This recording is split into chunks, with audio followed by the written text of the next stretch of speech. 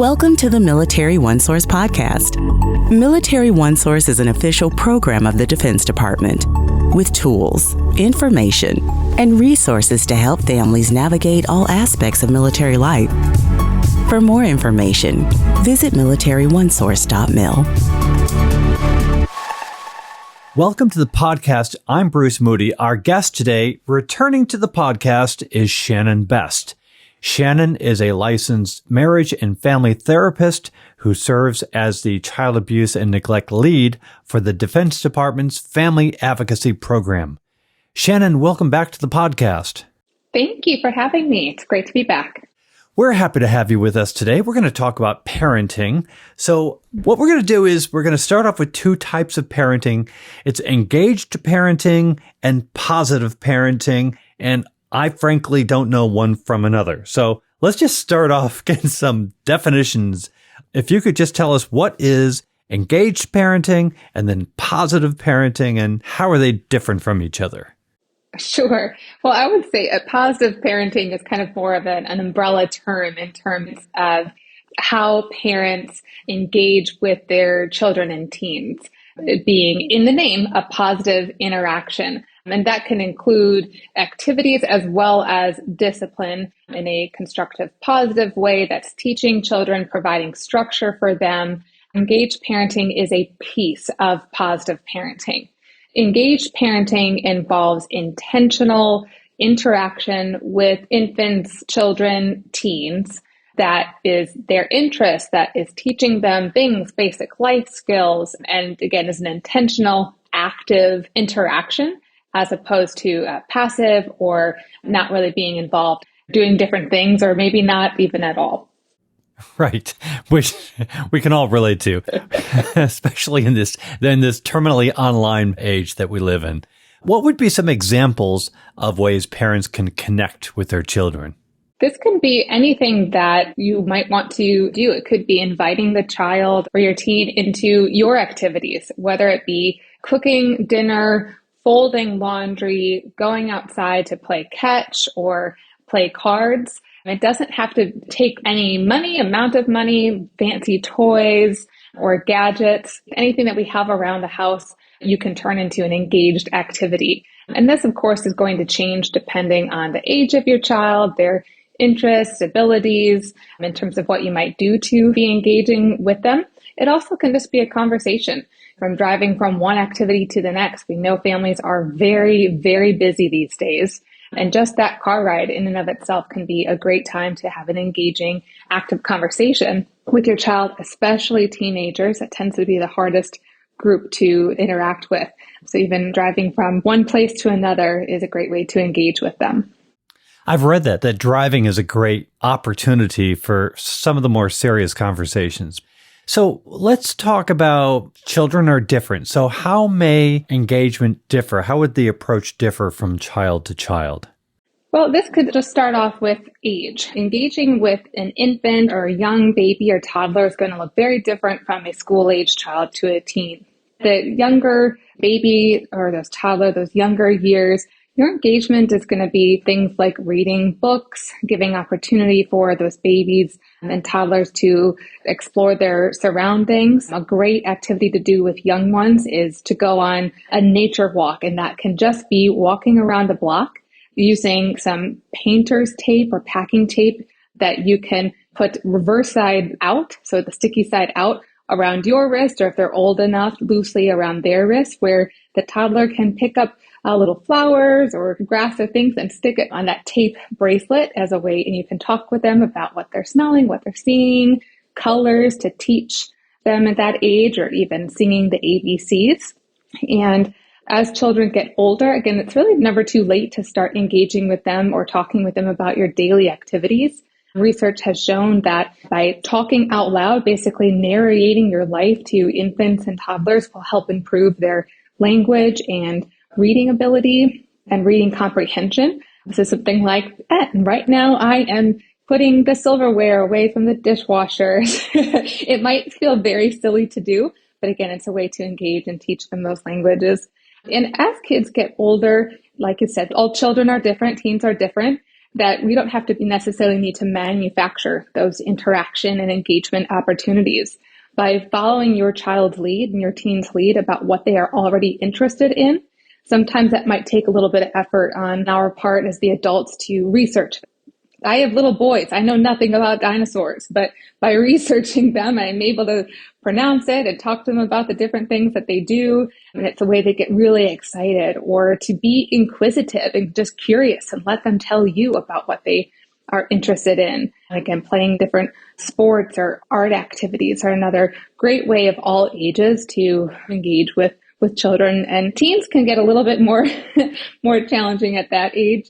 But I think it's best to always follow their lead, whether or not they want you to necessarily be a part of it, but just showing some interest in being able to ask questions so that they get to be the expert and teach you or tell you about it. It's, again, a great way to engage with older kids or teenagers as well. Yeah, raising a teenager is a lot like being a diplomat. You really have to figure your way around things. and then on the other side of it, I will see parents, and they got a kid in a stroller. They're in the store, right? They're in the store and they're pulling cans off the shelf, and they're explaining to the kid, I'm pulling cans off the shelf. This is a can of XYZ. This is what I'm doing. They're just talking to the child nonstop, which leads to my next question. Is there such a thing as a parent being too engaged with their child? Well, sometimes we hear the term these days like helicopter parenting. And I think there's a difference of that versus being engaged. Engaged is an active, it's a way of showing interest in the person that your child or teen is becoming, teaching your young ones about the world, but at the same time, giving them space to make mistakes. And especially young kids sometimes can really want to explore and climb on things that we might not want them to.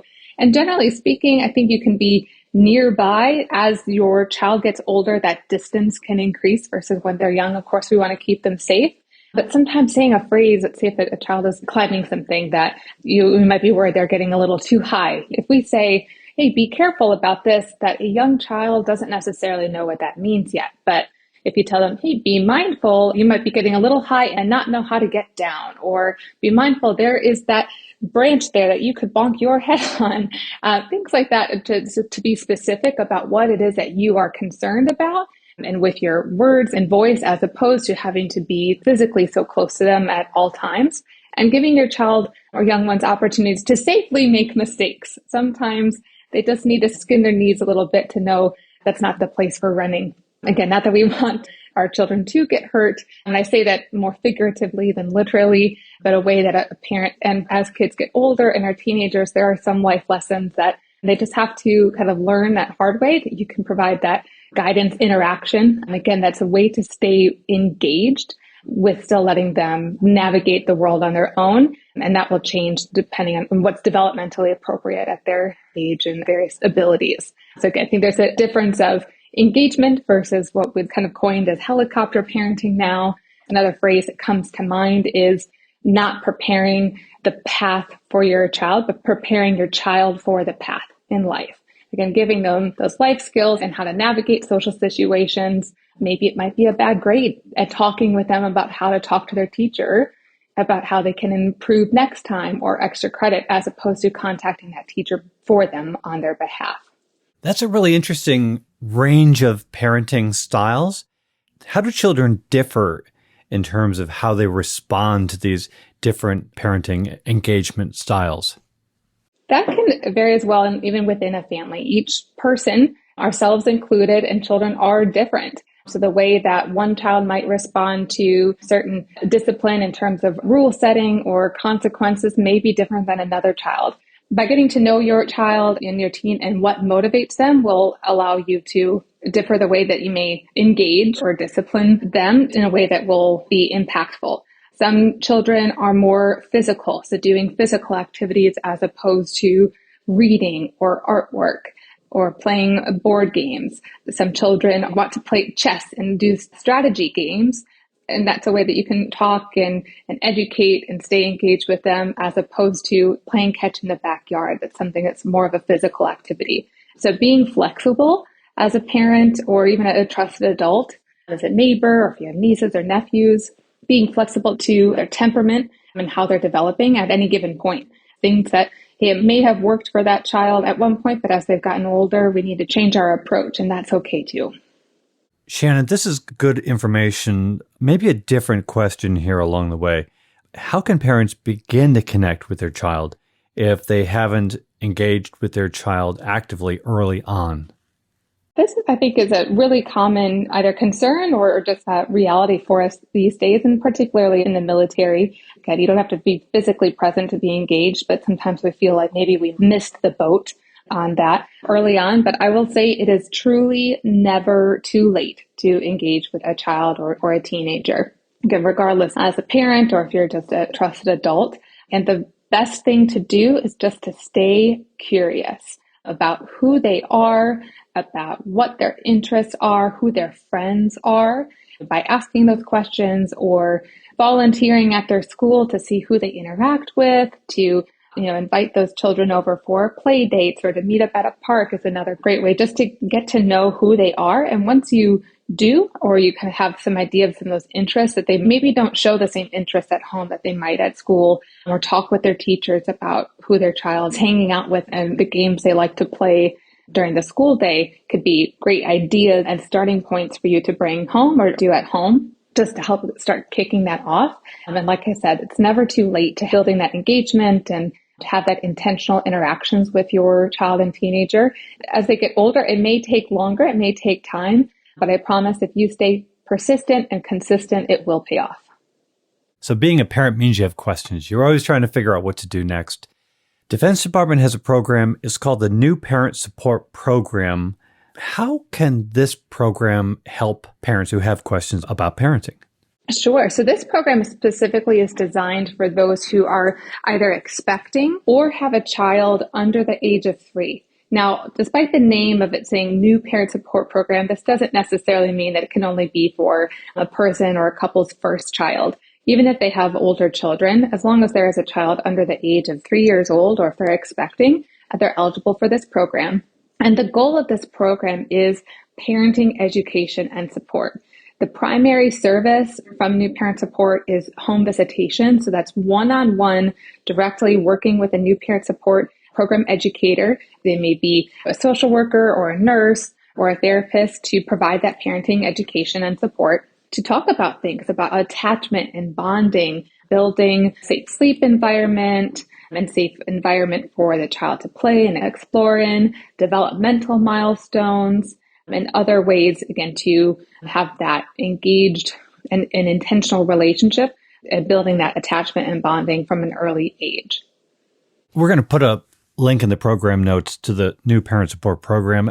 I can't say enough good things about this program. I first learned about it when I was in the Navy, and I met some of the people who do home visitations, and just being with them, the level of care and the degree of calm and patience, it's just so amazing. So I encourage people to really look into this program. Shannon, let's talk a little bit more about military life.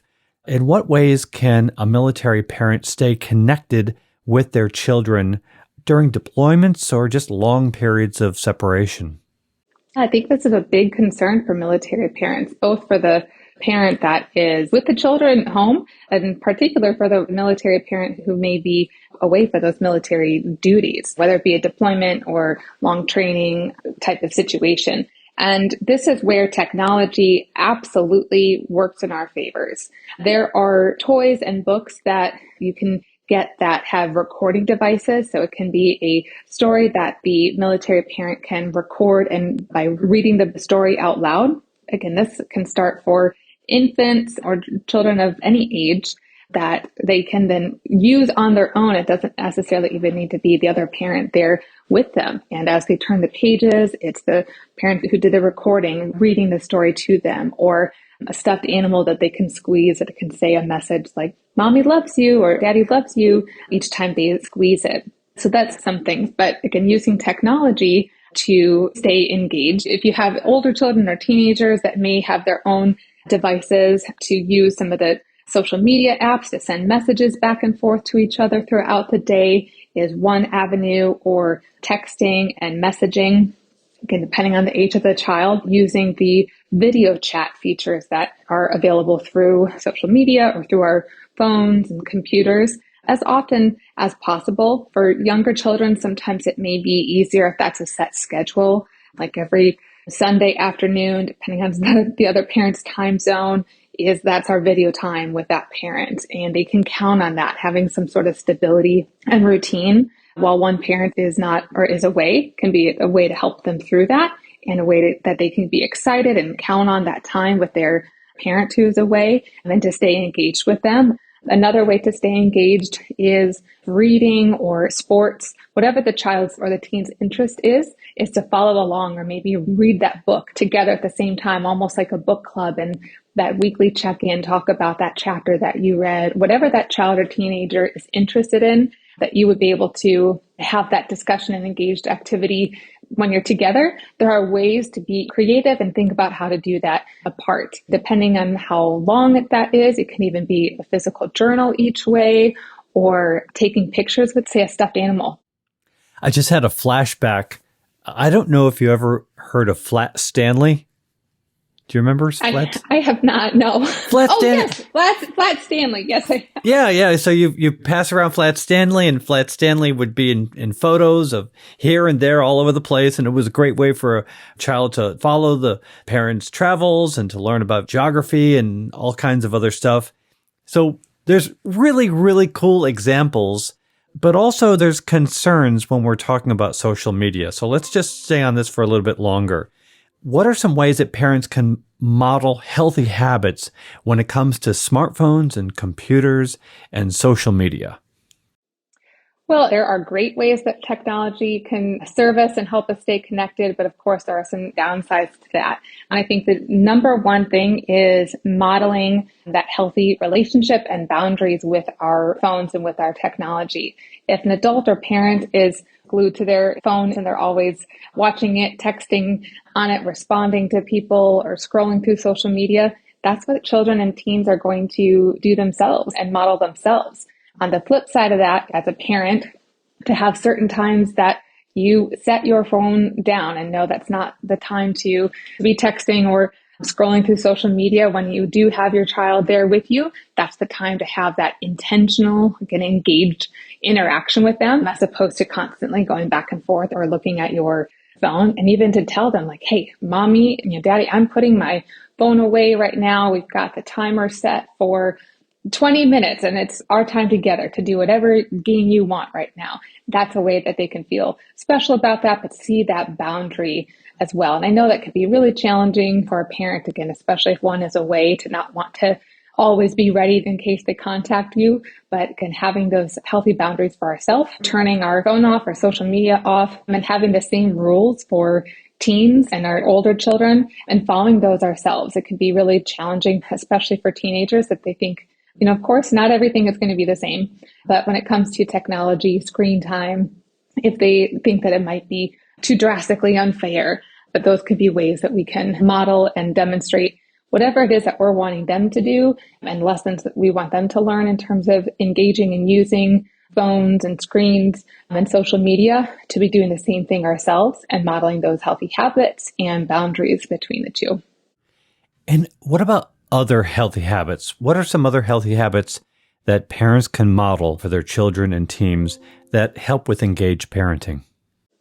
Well, like I said, this isn't just modeling our use or how much we physically have our phones on us or in our hands, but if the healthy habits are for nutritional eating and eating to fuel our bodies, or not snacking all the time, active, remaining active. Again, this is something that research has shown, that children who are raised by parents or an adult who is routinely engaging in physical activity, something like walking on a routine basis, playing sports with friends, basketball in the driveway, they're more likely to live active and healthy lifestyles as well. This is also true for emotional regulation. We think of toddlers being the ones having the tantrums all the time, but the reality is that sometimes as adults, we kind of can do the same thing, not just in the car with road rage. If you don't want your kid doing the same thing, then also not screaming at other drivers, but even for ourselves. And it can be really challenging. Children and teens can be very challenging, but remaining calm, taking deep breaths ourselves before we respond to them, as hard as it is, sometimes that is a way of modeling that emotional regulation. If we want them to learn how to calmly respond when they're disappointed or when they're frustrated, then we have to do the same thing. Shannon, as we wrap up our conversation, I want to point to a number of resources that we have in the program notes, all very helpful. One in particular, I would just like to have you describe it for us, and it's called the New Parent Resource Center page on Military OneSource. Sure. So the Military Parent Resource Center is a landing page that we have on Military OneSource as like a one-stop shop for all sorts of parenting needs. Again, regardless if you are expecting or you have elementary, middle school, teenagers, there's various direct links to resources on there, as well as just other education materials. So links to the new parent support program or the new MilParent consultant on Military OneSource, resources and education for your infants and young children, for adoption, foster care, school age, and again, for youth and teens as they get older. So it's just a great webpage starting point, if you will, for any sort of parenting resource, education needs that you might have in the military. Great. We'll leave it there. Thank you, Shannon, for joining us today. Thank you for having me. Absolutely. Shannon Best is a licensed marriage and family therapist who serves as the child abuse and neglect lead for the Defense Department's Family Advocacy Program. Great to have you with us. Come back anytime. And I want to remind you that Military OneSource is an official resource of the Defense Department. We have a link in the program notes so you can send us a comment, a question, an idea for a future episode. Be sure to subscribe to this podcast wherever you listen to your podcasts, because we cover a wide range of topics to help military families navigate military life. I'm Bruce Moody. Thank you for listening. Take care. Bye-bye.